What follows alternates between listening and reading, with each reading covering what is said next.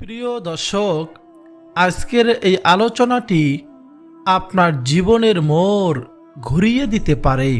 প্রিয় দর্শক, আপনি কি জানেন এমন কিছু জিকির আছে যা মাত্র একবার করলে আল্লাহ সুবহানাহু ওয়া তাআলা তার সব কিছু চাওয়া পাওয়া পূরণ করে দিতে পারেন? বলুন না সুবহানাল্লাহ। এই জিকিরগুলো করলে আপনার রিজিকে আল্লাহ তাআলা বরকত দিবে, জীবনের সকল কাজে আল্লাহ তাআলা গায়বী সাহায্য নামিয়ে আনবে এবং আপনার হায়াতে বরকত দিবে, আপনার ব্যবসা বাণিজ্যে ক্ষেত খামারে বরকত দিবে। জিকির এত বড় দামি একটি আমল, যদি এই জিকিরগুলো নিয়মিত আমরা আমল করতে পারি, আল্লাহ সুবহানাহু ওয়া তাআলার কাছে যা চাইব আল্লাহ তাআলা তাই দান করবেন ইনশাআল্লাহ। প্রিয় দর্শক, তাই ভিডিওটি না টেনে আপনি যদি ধৈর্য সহকারে শেষ পর্যন্ত দেখেন, ইনশাআল্লাহ আপনার জীবনের মোড় ঘুরিয়ে যাবে। তাই আমি অনুরোধ করে বলতেছি, আপনি শুরু থেকে শেষ পর্যন্ত ভিডিওটি দেখবেন, শুনবেন, ইনশাআল্লাহ আপনার দুনিয়া আখেরাতে অনেক অনেক উপকারে আসবে। পবিত্র হাদিসের পাতায় পাতায় চোখ রাখলে আমরা দেখি সাহাবায়ে কেরাম যখনই কোনো সমস্যায় পড়তেন, তারা নবীজি সাল্লাল্লাহু আলাইহি ওয়াসাল্লামের কাছে ছুটে আসতেন। এমনই এক সময় হযরত আব্দুল্লাহ ইবনে বশর রাদিয়াল্লাহু তাআলা আনহু বর্ণনা করেন, এক লোক এসে রাসূলুল্লাহ সাল্লাল্লাহু আলাইহি ওয়াসাল্লামের কাছে বলল, ইয়া রাসূলুল্লাহ, ইয়া হাবিবাল্লাহ, ইসলামের আমল তো অনেক, আমি কোনটা শক্ত করে ধরব? নবীজি সাল্লাল্লাহু আলাইহি ওয়াসাল্লাম তাকে একটি মুক্তার মতো উপদেশ দিলেন। নবীজি বললেন, তোমার জিহ্বা যেন সর্বদা আল্লাহর জিকিরের দ্বারা সিক্ত থাকে। সুবহানাল্লাহ। অর্থাৎ জিকির কেবল একটি আমল নয়, এটি হলো মুমিনের অন্তরের খাদ্য। নবীজি সাল্লাল্লাহু আলাইহি ওয়াসাল্লাম ওই ব্যক্তিকে বলল, তুমি সদা সর্বদা আল্লাহ তাআলার জিকির করবে। আর জিকির হলো মুমিনের অন্তরের খাদ্য। যে যত বেশি জিকির করবে তার অন্তর দিল তত পরিষ্কার থাকবে, তার রিজিকে তত বারাকা হবে, তার হায়াতে বারাকা হবে, বিপদ আপদ থেকে আল্লাহ সুবহানাহু ওয়া তাআলা তাকে হেফাজত করবেন। জিকিরকারী ব্যক্তি কিয়ামতের দিন আল্লাহ সুবহানাহু ওয়া তাআলার দরবারে সর্বোচ্চ মর্যাদার অধিকারী হবে। সুবহানাল্লাহ। জিকির এমন একটি অন্যতম ইবাদত যা করতে উজু বা বিশেষ কোনো জায়গার প্রয়োজন নেই, সব সময় সর্ব অবস্থায় জিকির করা যায়। আপনি হাঁটাচলা করতেছেন, অফিসের কাজে ব্যস্ত রয়েছেন, কৃষিকাজ করতেছেন, মহিলা মা বোনেরা রান্না করতেছেন, এমনকি শুয়ে থেকেও আপনারা রবের সাথে যুক্ত থাকতে পারেন, জিকির করতে পারেন। জিকির সদা সর্বদা এই আমলটি করা যায়। হযরত আবু দারদা রাদিয়াল্লাহু তাআলা আনহু নবীজি থেকে জিকিরের 5টি বড় উপকারের কথা শুনেছেন এবং বর্ণনা করেছেন। প্রথমত, জিকির হলো সমস্ত নেক আমলের মধ্যে সর্বোত্তম। বলুন না সুবহানাল্লাহ। দ্বিতীয় ফায়দা হলো, এটি আল্লাহর কাছে সবচেয়ে পবিত্র আমল হলো জিকির।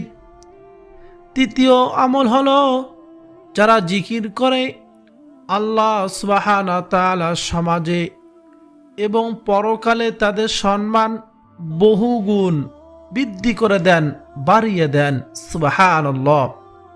জিকিরের চতুর্থ ফায়দা হলো, যে ব্যক্তি জিকির করবে স্বর্ণ ও রৌপ্য আল্লাহ তাআলার পথে দান করার চেয়েও জিকিরকারীর বেশি সওয়াব পেতে পারে। সুবহানাল্লাহ। সর্বশেষ 5 নম্বর ফায়দা হলো, আল্লাহ জিকিরের মগ্ন থাকা জিহাদের ময়দানে শত্রুর মোকাবেলা বা শহীদ হওয়ার চেয়েও বড় মর্যাদাবান কাজ হতে পারে কিছু ক্ষেত্রে। এই যে জিকিরের এত দাম, কিন্তু আমরা জিকির করি না। হযরত মুআয ইবনে জাবাল রাদিয়াল্লাহু তাআলা আনহু বলেন, আল্লাহ সুবহানাহু ওয়া তাআলার আযাব গজব থেকে, অ্যাক্সিডেন্ট থেকে, মহামারী থেকে, রোগ থেকে রক্ষা পাওয়ার জন্য জিকিরের চেয়ে বড় কোনো ঢাল নেই। অর্থাৎ আপনি যদি দুনিয়ায় বিপদ আপদ আর কবরের আযাব থেকে মুক্তি পেতে চান, তবে জিকিরকে আপনার নিত্য সঙ্গী করে নিন। সর্বদা জিকির করুন। দুনিয়ার বিপদ আপদ থেকে, কবরের আযাব থেকে আল্লাহ সুবহানাহু ওয়া তাআলা আপনাকে হেফাজত করবেন। বলুন না সুবহানাল্লাহ। জিকিরের মজলিস কত দাম তা একটি দীর্ঘ হাদিস থেকে বোঝা যায়।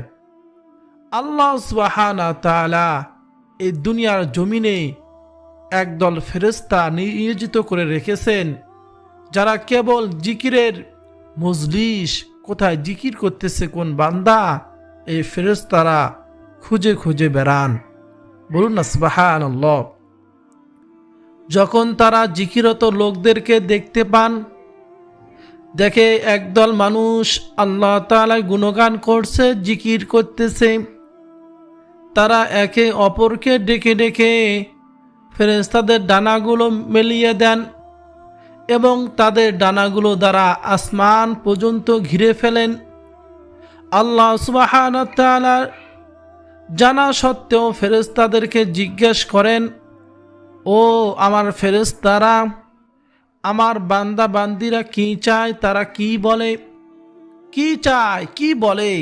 তখন ফেরেশতারা বলে, আল্লাহ, তারা জান্নাত চায় আর জাহান্নাম থেকে মুক্তি চায়। আল্লাহ তাআলা তখন এক অভাবনীয় ঘোষণা দেন। তিনি বলেন, আমি তোমাদেরকে সাক্ষী রাখছি, আমি তাদের সবাইকে ক্ষমা করে দিলাম। বলুন না সুবহানাল্লাহ। এমনকি সেই মজলিসের আশেপাশে যদি কেউ কোনো অপ্রয়োজনীয় কাজে মজলিসে বসার জন্য নয়, ঘোরাফেরা করার জন্য যদি আসে, আল্লাহ তাআলা তাকেও মাহরুম করেন না, তাকেও ক্ষমা করে দেন। আল্লাহ সুবহানাহু ওয়া তাআলার নামের বরকত এতই যে এটি কেবল জিকিরকারীকে নয়, তার আশেপাশে থাকা মানুষদেরকেও সৌভাগ্যবান করে তোলে। সুবহানাল্লাহ। জিকির কেবল জিহ্বার ব্যায়াম নয়, এটি আত্মার চিকিৎসা। নবীজি সাল্লাল্লাহু আলাইহি ওয়াসাল্লাম আমাদেরকে শিখিয়েছেন, মানুষের শরীরে একটি কলব আছে বা হৃৎপিণ্ড আছে। যখন মানুষ গুনাহ করে, সেই কলবে একটি করে কালো দাগ পড়ে। গুনাহ করতে করতে এক সময় তার কলবটা একেবারে অন্ধকার, অপবিত্র হয়ে যায়। তখন আর ইবাদত ভালো লাগে না, নেক কাজ করতে ভালো লাগে না, গুনাহের কাজ করতে ভালো লাগে, ইবাদতের স্বাদ সে আর পায় না। ওই অন্ধকার হৃদয়কে পরিষ্কার করার একমাত্র মাধ্যম হলো জিকির। জিকির করলে হৃদয়ে এমন এক প্রশান্তি আসে, যা কোটি টাকা খরচ করেও পাওয়া যায় না। যারা জিকির করে না, তারা এই প্রশান্তি বুঝতে পারবে না। নবীজি সাল্লাল্লাহু আলাইহি ওয়াসাল্লামকে সাহাবায়ে কেরাম জিজ্ঞাসা করেন, ইয়া রাসূলুল্লাহ, ইয়া হাবিবাল্লাহ, এই কলবকে আবার কিভাবে পবিত্র করতে হয়? তখন নবীজি বলেন, কোনো ব্যক্তি যদি আল্লাহ তাআলার উপর জিকির করে, তার নামের উপর জিকির করে, এই জিকিরের ধাক্কায় তার কলব পরিষ্কার হতে থাকে। বলুন না সুবহানাল্লাহ। আর যার কলব একবার পরিষ্কার হয়ে যায়, তার দ্বারা চাইলেও গুনাহের কাজ করা সম্ভব নয়। সে চাইলেও নেকির কাজ ছাড়তে পারবে না। তার নেক কাজ করতে ভালো লাগবে, মজা পাইবে, আর গুনাহের কাজ সে করতে ভালো লাগবে না। এই জন্য বেশি বেশি জিকির করতে হবে। যেখানে স্বয়ং আল্লাহ সুবহানাহু ওয়া তাআলা নিজেই পবিত্র কোরআনুল কারীমের মধ্যে বলেছেন, জেনে রাখো আল্লাহর জিকির দ্বারাই অন্তর সমূহ শান্তি পায়। সুবহানাল্লাহ। যখন আপনার অন্তর শান্ত হবে, তখন আপনি সূরা ফজরের সেই সুসংবাদের অধিকারী হবেন, যেখানে আল্লাহ সুবহানাহু ওয়া তাআলা ডাক দিয়ে বলবেন, হে প্রশান্ত আত্মা, তুমি তোমার রবের নিকট ফিরে আসো সন্তুষ্টি চিত্তে। বলুন না সুবহানাল্লাহ। এই জন্য এই জিকির অনেক দামি একটি ইবাদত। জিকির করলে রিজিকে বরকত হয়, হায়াতে বরকত হয়, অভাব অনটন দূর হয়, বিপদ আপদ দূর হয়, কবরের আযাব থেকে রক্ষা পাওয়া যায়। প্রিয় দর্শক, সর্বপ্রথম যে জিকিরের কথা আপনাদেরকে বলবো, আপনার জীবন বদলে দিতে পারে এই জিকির, তা হলো পৃথিবীর সর্বশ্রেষ্ঠ জিকির, সর্বোত্তম জিকির, লা ইলাহা ইল্লাল্লাহ। লা ইলাহা ইল্লাল্লাহ এটি এমন কালিমা, এটি আসমানের চাবিকাঠি। হযরত আবু হুরায়রা রাদিয়াল্লাহু তাআলা আনহু বলেন, যদি কেউ একনিষ্ঠতা ভাবে এই কালিমা পড়ে, তবে তার জন্য আকাশের সব দরজা খুলে দেওয়া হয়। সুবহানাল্লাহ। এবং এই কালিমার শব্দগুলো সরাসরি আরশে আজিম পর্যন্ত পৌঁছায়া যায়। সুবহানাল্লাহ। এই লা ইলাহা ইল্লাল্লাহ অনেক দামি একটি জিকির। একবার নবী মূসা আলাইহিস সালাতু ওয়াস সালাম আল্লাহ সুবহানাহু ওয়া তাআলাকে ডেকে ডেকে বললেন, হে আল্লাহ, আমি নবী মূসাকে এমন একটি জিকির, এমন একটি তাসবিহ শিক্ষা দিন, যা আমি নবী মূসা তোমাকে ডাকতে পারবো। আল্লাহ সুবহানাহু ওয়া তাআলা নবী মূসা আলাইহিস সালাতু ওয়াস সালামকে ডেকে ডেকে বললেন, হে নবী মূসা, তুমি বলো লা ইলাহা ইল্লাল্লাহ। নবী মূসা আলাইহিস সালাতু ওয়াস সালাম আল্লাহ তাআলাকে বললেন, হে আল্লাহ, আপনার সকল বান্দাই তো লা ইলাহা ইল্লাল্লাহ জিকির করে আপনাকে ডাকে। আমি নবী মূসা এমন একটি তাসবিহ জিকির চেয়েছি, যা একমাত্র আমি করব, আমি আপনাকে ডাকব। নবী মূসা আলাইহিস সালাতু ওয়াস সালামকে আল্লাহ সুবহানাহু ওয়া তাআলা ডেকে ডেকে বললেন, হে নবী মূসা, শোনো, এই লা ইলাহা ইল্লাল্লাহকে তুমি ছোট মনে করিও না। এই লা ইলাহা ইল্লাল্লাহর এতই দাম, এতই দাম, আমি আল্লাহ ছাড়া আমার সকল সৃষ্টিকুল, 7 আসমান, 7 জমিন, চন্দ্র নক্ষত্র, সকল কিছু যদি এক পাল্লায় রেখে দাও, আল্লাহ ইলাহা ইল্লাল্লাহ যদি অপর পাল্লায় রেখে দাও, এই লা ইলাহা ইল্লাল্লাহর পাল্লা ভারী হয়ে যাবে। বলুন না সুবহানাল্লাহ। কত দামি একটি জিকির। এই জন্য সকাল সন্ধ্যায় কমপক্ষে 100 বার করে এই লা ইলাহা ইল্লাল্লাহ জিকিরটি করব। হাঁটতে চলতে উঠতে বসে, শুয়ে আছি বসে রয়েছি, ঠোঁটটা নাড়িয়ে জিহ্বা নাড়িয়ে পড়ব লা ইলাহা ইল্লাল্লাহ। এবং মাঝে মাঝে লা ইলাহা ইল্লাল্লাহ মুহাম্মাদুর রাসূলুল্লাহ পাঠ করব। দ্বিতীয় নম্বর যে তাসবিহটির কথা বলবো, জিকিরের কথা বলবো, সে জিকিরটি হলো আল্লাহু আকবার কাবীরা ওয়ালহামদুলিল্লাহি কাসীরা ওয়া সুবহানাল্লাহি বুকরাতাও ওয়া আসীলা। নামাজে এক সাহাবী মুখে এই বাক্য শুনে নবীজি সাল্লাল্লাহু আলাইহি ওয়াসাল্লাম অবাক হয়ে বলেছিলেন যে এই শব্দগুলোর জন্য আসমানের দরজাগুলো মুহূর্তেই উন্মুক্ত করে দেওয়া হয়েছে। সুবহানাল্লাহ। এই জন্য এই জিকিরটি বেশি বেশি করব। আল্লাহু আকবার কাবীরা আলহামদুলিল্লাহি কাসীরা ওয়া সুবহানাল্লাহি বুকরাতাও ওয়া আসীলা। প্রিয় দর্শক, আর একটি সহজ তাসবিহ আমরা পাঠ করব। প্রত্যেক নামাজের পর সুবহানাল্লাহ 33 বার আমরা জিকির করব, আলহামদুলিল্লাহ 33 বার, আল্লাহু আকবার 34 বার। এই তাসবিহ 5 ওয়াক্ত নামাজ শেষে অবশ্যই আমরা পাঠ করব। তারপর 3 নম্বরে যে তাসবিহর কথা বলবো তা হলো আস্তাগফিরুল্লাহ।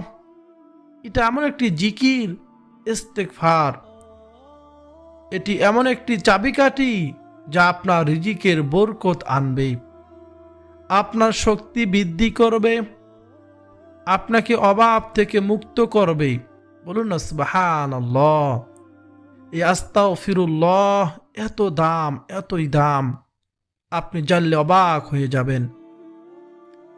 নবীজি সাল্লাল্লাহু আলাইহি ওয়াসাল্লাম নিষ্পাপ হওয়া সত্ত্বেও প্রত্যেক দিন 70 বারও অধিক আল্লাহ তাআলার কাছে তওবা ইস্তিগফার পাঠ করতেন।